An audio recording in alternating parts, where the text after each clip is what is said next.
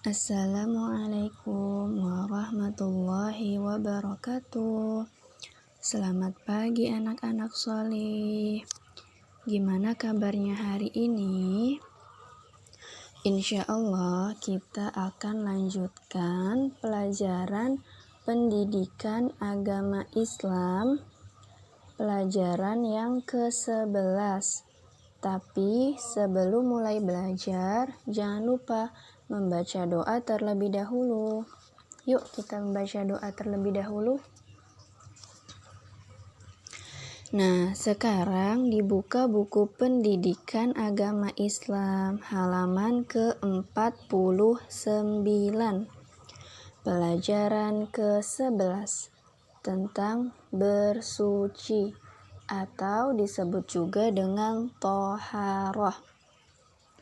Islam mengajarkan kepada kita agar selalu menjaga kebersihan dan juga kesucian, karena kebersihan itu bagian dari iman. Jadi kita harus menjaga kebersihan dan kesucian, karena kebersihan dan kesucian merupakan bagian dari iman. Bersuci disebut juga toharoh. Allah akan menerima sholat hamba yang dilakukan dalam keadaan suci dari hadas maupun najis. Nah, kira-kira kalau kalian mau sholat, cara bersucinya dengan cara apa? Ya, bersuci sebelum sholat dilakukan dengan cara berwudu.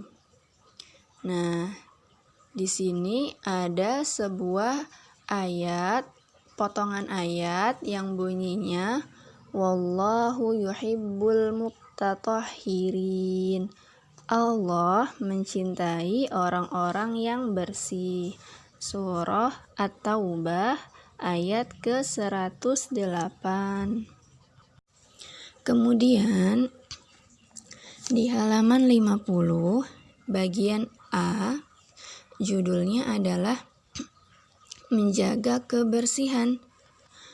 Ada 3 hal yang harus dijaga kebersihan dan kesuciannya. Yang pertama adalah badan. Yang kedua adalah pakaian yang dipakai. Dan yang ketiga adalah tempat beraktivitas.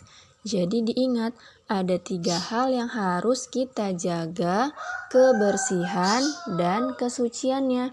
Yang pertama adalah badan, yang kedua adalah pakaian, dan yang ketiga adalah tempat beraktivitas.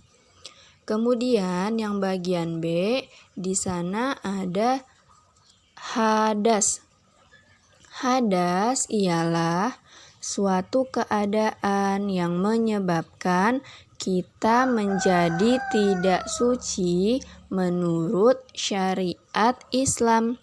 Misalnya, dikarenakan buang angin. Nah, hadas adalah keadaan yang menyebabkan diri kita tidak suci menurut agama. Contohnya seperti apa? Contohnya ketika kita buang angin. Nah, sebelum mengerjakan sholat, kita wajib bersuci dari hadas, karena orang yang berhadas sholatnya menjadi tidak sah. Nah, seperti halnya buang angin, ketika kita hendak sholat, kemudian kita berwudu, dan setelah kita berwudu, kita buang angin. Nah, berarti itu kita tubuhnya dalam keadaan tidak suci karena kita sedang berhadas. Jadi, ketika kita berhadas, disucikan kembali dengan cara berwudu. Nah, selanjutnya hadas itu ada 2 macam. Ada yang namanya hadas besar dan juga ada hadas kecil. Orang yang berhadas besar bersuci dengan cara mandi. Contohnya seperti ibu yang baru melahirkan.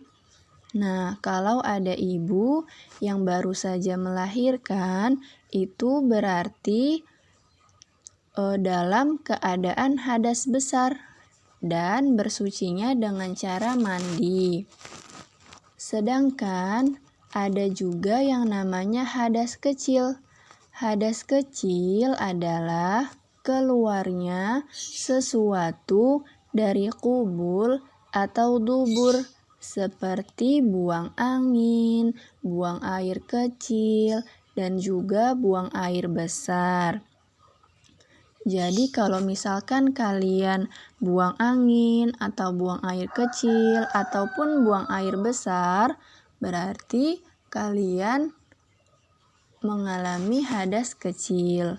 Nah, kalau hadas kecil ini, cara bersucinya tidak perlu mandi. Cara bersucinya adalah dengan cara berwudu. Nah, untuk hari ini cukup segitu dulu ya kita belajarnya. Jangan lupa bukunya selalu dibaca supaya kalian lebih paham. Mari sekarang kita membaca doa kafaratul majlis.